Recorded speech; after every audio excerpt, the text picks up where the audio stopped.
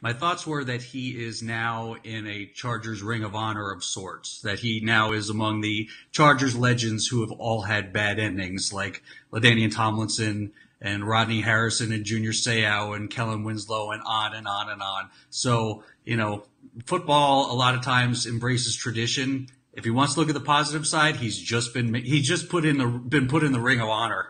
So what does it say about the organization that this apparently is a recurring theme? Am I allowed to curse on this? Well, you're allowed to curse, but you're going to make me break out my bleeper.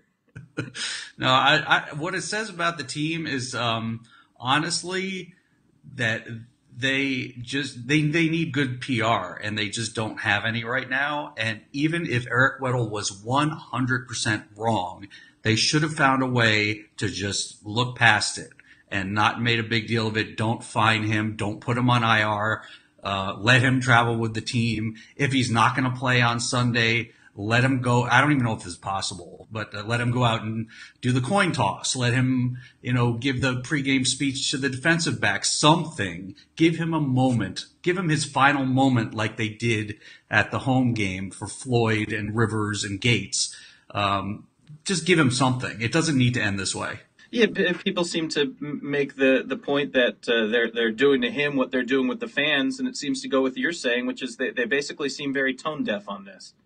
They seem tone deaf, and if there's anything to be optimistic about with this whole Chargers situation is they tend to mismanage things, and so it's entirely possible that they're going to mismanage their move to LA, and that they've alienated the fan base. They get left out of LA, and then they're staying. I mean, I think that there's no reason why that couldn't happen. Couldn't you see that happening? And then everybody's angry. So, what do you think of this fan who has started now a GoFundMe page to pay Weddle's fine? I guess it was kind of done like with Marshawn Lynch last year. What do you think of that here?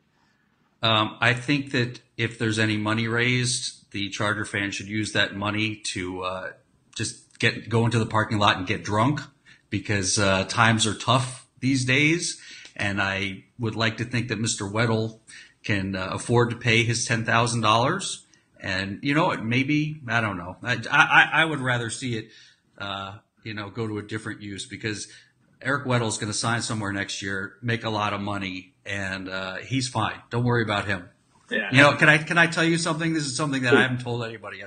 Yesterday, I actually texted Eric Weddle. I have no idea how I had his number, but I had it somehow. And I texted him and I said, "I'm sorry you're on the IR." I didn't even know everything went crazy. So I texted him. I was like, "Sorry, I guess it's over." And then I subsequently read about all the controversy, and I told him to get back at the team. He should steal a bunch of stuff on the way out. But as a joke.